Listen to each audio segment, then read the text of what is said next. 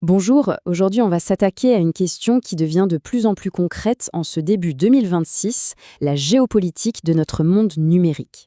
On va explorer ensemble les dépendances cachées qui le structurent et surtout comment l'Europe essaye de bâtir sa propre résilience. Une résilience qui, on va le voir, c'est pas juste une histoire de technicien, c'est un vrai choix de société. Alors, partons de la question que tout le monde se pose franchement. Au quotidien, on utilise des outils, des applis qui marchent super bien. Et alors, c'est quoi le problème? Le lien avec des trucs aussi critiques que la santé ou l'administration, il ne saute pas vraiment aux yeux. C'est une excellente question, parce que ce lien, il existe bel et bien, mais il est indirect. Ce qu'on voit sur notre téléphone, c'est juste la partie émergée de l'iceberg. Et c'est un iceberg dont nos infrastructures les plus essentielles dépendent. C'est justement cette mécanique un peu cachée qu'on va décortiquer. Pour bien piger ce lien, il faut vraiment regarder sous le capot. La dépendance la plus stratégique, ce n'est pas toujours celle qu'on voit. En fait, elle est souvent invisible, bien enfouie dans les fondations de nos systèmes numériques. Pour se le représenter, le plus simple, c'est d'imaginer le numérique comme un grand immeuble. Tout en haut, au dernier étage, on trouve les services qu'on utilise tous les jours, la santé, la banque. Mais pour qu'ils fonctionnent, ils s'appuient sur les étages du dessous, les logiciels, puis encore en dessous, le cloud et les serveurs, et tout à la base, les câbles physiques. Ah, d'accord. Donc si les fondations ou un mur porteur, un étage inférieur sont un peu fragiles, c'est tout l'immeuble qui risque de s'effondrer, même si mon appartement tout en haut a l'air nickel et bien français. C'est exactement ça. C'est toute l'idée. Une dépendance critique dans une des couches du bas peut compromettre absolument toute la structure. Et voilà, on arrive au concept clé, la dépendance invisible. On peut avoir une application développée en France pour des utilisateurs français, mais si elle dépend d'une toute petite brique de logiciel, d'un bout de code contrôlé par une entité hors d'Europe, eh bien cette brique devient un point de rupture potentiel pour tout le service. Donc un truc minuscule peut fragiliser un système immense. Et ça nous amène directement à une idée qu'on entend tout le temps. On se dit souvent que, pour être souverain, il suffit d'avoir les serveurs chez nous, en Europe. Et c'est précisément cette idée-là qu'il faut déconstruire. La localisation, c'est important, bien sûr, mais c'est très très loin d'être suffisant. Voilà, c'est la question. Si les données sont stockées sur le sol européen, à Paris ou à Francfort, elles sont en sécurité et sous notre contrôle, non? Ça paraît être du pur bon sens. En apparence, oui. Mais en réalité, le contrôle véritable se joue sur d'autres plans, qui vont bien au-delà de l'adresse postale du serveur. Pour vraiment parler de souveraineté technique, il faut vérifier au moins ces 3 verrous. D'abord, la juridiction. Est-ce qu'une loi étrangère, comme le Cloud Act américain, peut forcer l'accès aux données même si le serveur est ici? Ensuite, les opérations. Qui a concrètement les clés du camion pour administrer le système et faire les mises à jour? Et le troisième point, la réversibilité. En gros, ça veut dire, est-ce qu'on est coincé? Est-ce qu'on a la liberté de partir voir ailleurs si on n'est plus content? C'est précisément ça. Si changer de fournisseur est techniquement un casse-tête ou économiquement ruineux, alors on n'est pas vraiment libre. On est dépendant. C'est ce qu'on appelle l'effet lock-in ou l'enfermement propriétaire. Cette phrase, elle résume parfaitement ce changement de regard. On passe d'une vision purement géographique à une approche qui est stratégique, fonctionnelle.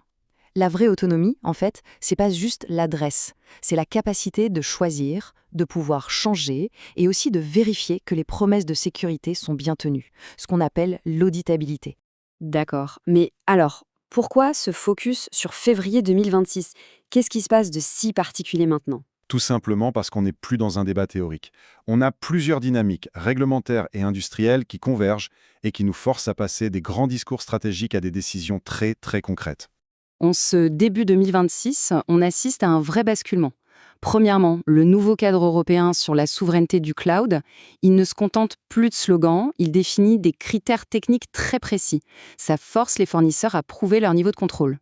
Deuxièmement, l'AI Act commence à s'appliquer, ce qui oblige à maîtriser les systèmes d'intelligence artificielle qui sont partout. Et le troisième point, c'est un cas d'école en fait. Oui, on voit des décisions sectorielles très fortes. Le Health Data Hub, qui est la plateforme des données de santé en France, a commencé sa sortie de l'infrastructure de Microsoft. C'est un signal extrêmement fort de cette volonté de réduire certaines dépendances. Donc, ça y est, le mouvement est lancé, mais il ne faut pas s'attendre à une révolution du jour au lendemain, j'imagine. Absolument pas. Il faut être très réaliste là-dessus. On sort des slogans pour entrer dans la stratégie, oui, mais la mise en œuvre, c'est un marathon.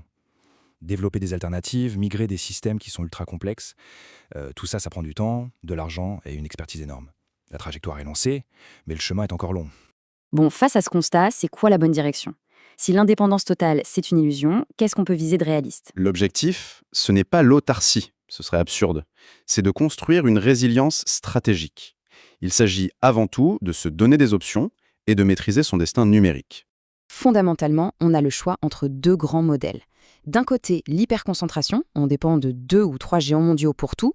C'est simple à court terme, mais ça crée un risque systémique absolument énorme. C'est le fameux principe de ne pas mettre tous ses œufs dans le même panier. Le maillage, du coup, c'est d'avoir plein de paniers plus petits, mais qui peuvent bosser ensemble et se remplacer si l'un d'eux a un problème. C'est exactement ça. Un maillage d'acteurs différents, mais qui sont interopérables, qui peuvent se parler. C'est plus compliqué à construire, c'est vrai, mais c'est beaucoup, beaucoup plus résilient parce qu'il n'y a pas un seul point de défaillance. Et donc, la stratégie doit être ciblée. Le but n'est pas d'être souverain sur les applications de jeux ou de loisirs. C'est d'être robuste et maître de ses choix là où ça compte vraiment. On parle donc de sécuriser les fonctions vitales de notre société. La santé, l'énergie, les services publics. Bref, là où une panne ou une interférence extérieure aurait des conséquences vraiment graves. Au final, on se rend compte que cette discussion qui a l'air très technique est en fait profondément politique. C'est un vrai débat sur le type de société numérique qu'on a envie de construire pour demain. On peut prendre l'analogie de la ville, elle est très parlante. Est-ce qu'on choisirait de vivre dans une ville où l'eau, l'électricité, les transports sont contrôlés par une seule et même entreprise privée, sans aucune alternative possible? C'est super pratique. Jusqu'au jour où elle fait faillite, où elle double ses prix, ou décide de couper un service. L'autre option, la ville B, c'est un écosystème, avec plusieurs fournisseurs qui respectent des normes communes. Ça garantit des alternatives et des sorties de secours. Voilà, c'est ce choix d'architecture fondamentale que nous sommes en train de faire aujourd'hui pour notre monde numérique. Et c'est là le message central. Le choix d'une technologie n'est jamais neutre. Il embarque avec lui un modèle de gouvernance, des dépendances et un certain degré de liberté. La question, ce n'est plus seulement est-ce que l'outil marche bien, mais qui contrôle les règles du jeu et est-ce qu'on peut changer de jeu si on en a besoin? Pour conclure, on pourrait dire que la voie vers la résilience numérique repose sur 3 actions clés. D'abord, cartographier nos dépendances, en particulier les invisibles. Ensuite, prioriser les secteurs vraiment critiques, où on doit garantir notre autonomie d'action. Et enfin, et c'est peut-être le plus important, concevoir et exiger des systèmes où la réversibilité, cette capacité à sortir, n'est pas une option, mais une caractéristique de base, une porte de sortie intégrée dès le départ. C'est à ce prix qu'on construit une souveraineté numérique qui a vraiment du sens.